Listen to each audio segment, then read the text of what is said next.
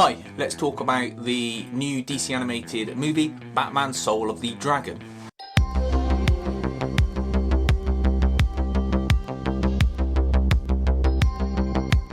Batman Soul of the Dragon is an animated movie from DC. First of all, it isn't a Batman film, okay? It just isn't. A lot of people online are polarised because I think they looked at this film, this animation, and thought, well, it's Batman. And then he wasn't in it at all, really, and they are super pissed about it.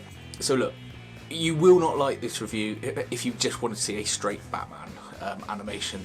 I was able to adjust to that fact quite early on in watching it and enjoy it. But just to say, it is not a Batman animation, so I'm treating it as it had Batman in the title to sell it, and when I watched it, I thoroughly enjoyed it.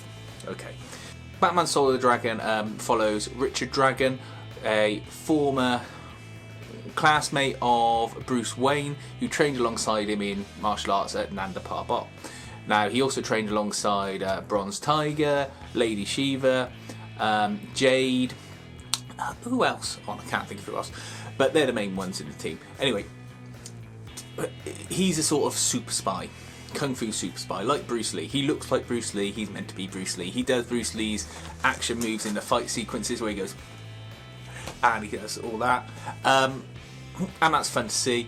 But more importantly, this is a fun action Kung Fu film. If you like watching those kind of films, if you like Enter the Dragon, which this borrows heavily from in style and editing techniques, if you like those sort of 70s Kung Fu exploitation films, you will like this. If you don't watch it.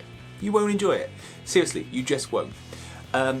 This follows a story as Richard Dragon is trying to locate a magical gate that a cult called Cobra has obtained, and it's something that he and all the people I've just mentioned are linked with, as it comes from their sensei's dojo in Nanda Parbat.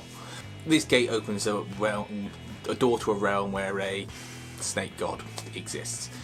Anyway, it's basically just a MacGuffin to get them all together. So he has to go get the team back together. So they go around to Lady Shiva, they go around to Bronze Tiger, they go around to Bruce Wayne, and they collect them all together so they can then go off on the sort of mission to get this back. But in the meantime, this is interspliced with flashbacks to their training in Nanda Parbat and their relationships, etc.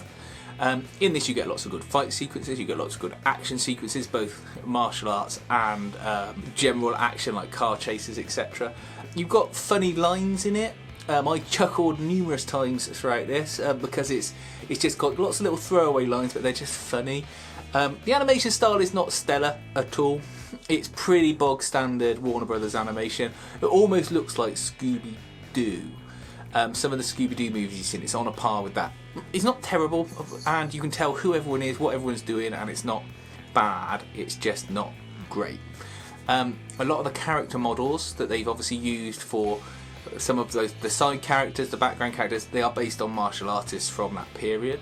I swear I saw Bob Wall, I swear I saw, obviously, Bruce Lee, but I think there's also David Carradine in there as well, and I'm sure there are others. Their costumes as well reference that too.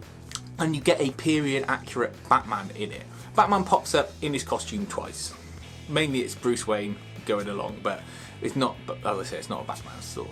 But you get period accurate Batman. You also get a pretty sick Batmobile as well, because you've got a sort of standard American car, like a badass looking black American car, but it's got all gadgets on it there, but again, period appropriate. As I was watching this, I thought, why can't this be a film? Why can't they just take the money and make a Batman film every year, have some of them big blockbuster ones, some of them they go, you got a £60 million budget, which apparently is small for films, you know, I think that sounds like a lot, make this, and they could have just knocked this out, have fun with it. It doesn't need to have big special effects, but they could have done this shot for shot almost, and I think people would have loved it. I enjoyed it. It was lockdown, it was cold, it was wet.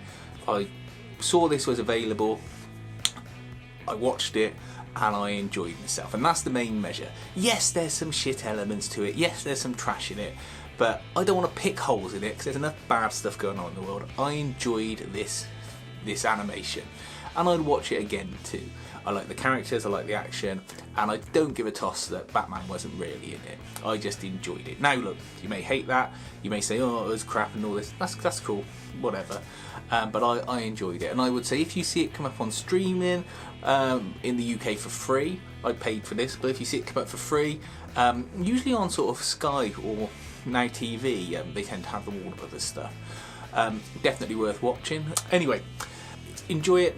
Let me know what you think about it if you've seen it, and thanks for watching. Please feel free to like and subscribe.